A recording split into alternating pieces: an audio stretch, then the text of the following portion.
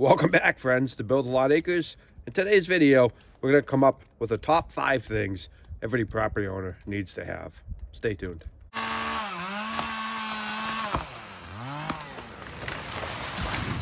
So it was really hard to come up with just 5 things. I easily could have made a list of 20 things, but I had to narrow it down to really what I consider probably about the 5 most important things that you might want to have. So let's get right into it. So this item being in the list probably won't come as much of a surprise to most people, but that item is going to be a generator. Now, it doesn't have to be an inverter generator like this Predator is, but just a generator in general I think is a real important thing for your average property owner to have, regardless of the size of your property, because it's one of those things you don't use a lot, but when you lose power and you need this, you really need it. I actually did a video on this Predator 5000 generator a while back. If you're interested in seeing that, please click here. But like I said, I think a generator is one of those things you don't use it a lot, but when you need it, you really need it, and it just gives you the options to have power when you normally wouldn't. So we actually lost power a couple days ago. Here, the filming of this video is April 6th. That's the date today. We lost power 2 days ago on April 4th, and we actually didn't get it back for about 28 hours, which is not uncommon for my area, and it's not uncommon for me to lose power, 8, 10, maybe 12 times per year. There's often times I'll lose power more than once a month, and sometimes it's for a day or 2 days at a time. It's not just a 1 or 2 hour outage. It could be 24 hours, 30 hours, 18 hours, it varies, but I tend to lose power a lot. I live in a more rural area, and my property is fairly remote, so when the power goes out, there's not much more you need than a generator, right, Ollie? Buddy, do you like the generator?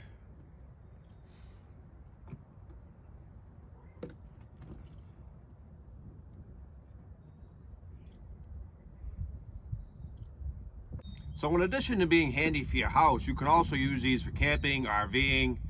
If you're going to build something remotely in your property and you can't get 110 power out there, there's a lot of different uses for these generators. And I think the inverter generators, with their smaller size and quieter running, can really be nice. But a generator in general has to be number 1 on the list.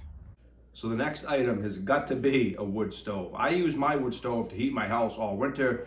But even if you have another heat source and you don't really need your wood stove for your primary heat, it still can be really handy for power outages, because depending on your setup, you might have a way to heat your house while you have a power outage with your generator, but you might also not have a way to. You might have a smaller generator and can only run certain appliances. You may have to run them off extension cords. You might not have a way to backfeed into your panel and power your whole house. If that's the case, a wood stove can be a really nice thing to have. It's going to give you obviously the ability to heat your house in a power outage, which could be in a frigidly cold time of year. So the second big benefit I would say to having a wood stove is going to be you can still cook your food. Now again, depending on your setup with your generator, how big it is, you might not be able to run your kitchen stove, especially if you have something like an electric stove that takes a lot of juice. In that case, cooking your food on your wood stove can be a real great alternative and give you the ability to still eat well during those power outages. So number 2, I would say, has got to be a wood burning stove. So I think the next item could have went one of 2 ways: pickup truck or a tractor.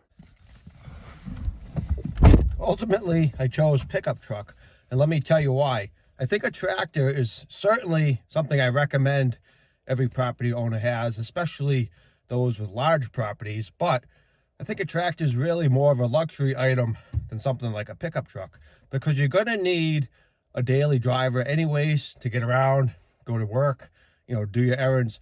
And a lot of families now in 2024 are going to have 2 or 3 vehicles. So rather than have 2 or 3 cars or SUVs, you might as well make one of those vehicles a pickup truck. And I think you're going to find it opens up a whole new host of opportunities for you. Pickup trucks can haul more stuff in the bed that a car or an SUV is going to be able to do. They can be able to tow heavier weights, such as trailers, and they're going to have a better capability of pushing something like a snowplow if that's something that you need to do. So this particular truck is a Nissan Frontier. It has a 6-cylinder engine, and this is a 1/4 ton size truck, something like a Ford Ranger, Toyota Tacoma, Chevy S10. That's probably the ideal size pickup truck, I think, for most people in their situations. I think a lot of people get carried away and they think they need the biggest, baddest truck that they make. They need something like a Ford Super Duty that has, an $80,000 price tag and it will tow 15,000 plus pounds. Yeah, those trucks are great and they might be needed for certain people. Maybe people that own a business, maybe they do landscaping and they have to tow around heavy equipment, or maybe someone that does construction.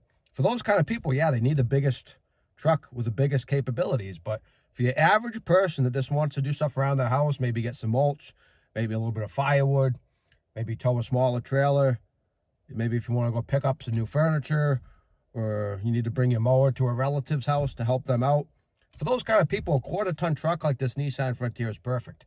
These trucks offer a lot of benefits over bigger trucks. They're going to have a much smaller price tag, which, tip of the day, might allow you to also get your tractor. They're going to get a lot better mileage than a bigger truck. They're going to fit into smaller, tighter spaces when you go run errands, maybe you go to the store. And typically, they're going to be cheaper to maintain. They take less fluids. The filters are cheaper, brakes. When you get into a bigger class truck, everything gets more expensive. So be prepared to open your wallet. If you want to avoid opening your wallet as much as possible, get a small truck like a Nissan Frontier. So I think the fourth item on my list is going to be a large capacity freezer. This particular freezer, I believe, will hold 21 cubic feet. And that's going to open up some different doors for you. It's going to allow you to buy things on bulk. It's going to allow you to buy things when they're cheap. And it's going to allow you to have plenty of stuff on hand. Because for all we know, someday the grocery stores might have a scarcity of food. Maybe there's a pandemic or something happens and you just can't find items you want, or they're so outrageously priced that you can't get them. So if you can buy things in bulk and keep them on hand in a large capacity freezer, I think you're going to be ahead of the curve. And make sure you have a generator to power the freezer should your power go out, which, as you know, was number one on the list. I actually have a video where I filled this entire freezer with backyard chickens. We raised and butchered 66 birds, and we filled this entire freezer with chicken. So for things like that, you really need a lot of capacity, and that's why I recommend you get a large capacity freezer for your homestead. So like I said in the beginning of the video, I easily could have made this a top 20 instead of a top 5, but that would have made the video much longer. And I tried to really narrow it down to what I consider probably 5 of the most important things you might want to have. And number 5 has got to be a good assortment of different tools. That's going to open up a lot of doors and allow you to make your own repairs and save yourself a lot of money.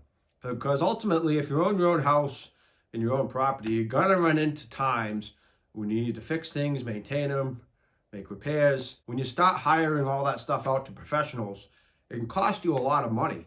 So if you do the repairs yourself, or at least some of them, you can really save a lot of money, and you can do it on your time schedule. Again, a lot of these things tend to happen in the middle of the night or in a weekend night. Most inconvenient times to try to get someone to come to your house to fix something. And with a shortage of people in the trades these days, you might be waiting a long time for one of those professionals to even be able to come to your house and fix the item.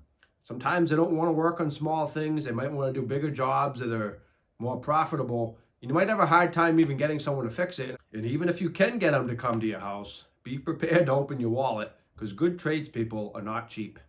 So I think that's probably going to be the last item on the list, is a good assortment of different tools to do a variety of jobs at your house. So please let me know in the comments, do you think there's anything I should have replaced in the list with something else? Maybe some items that I missed? What are your top 5 items that every homeowner should have? Let me know in the comments, and I'll see you next time.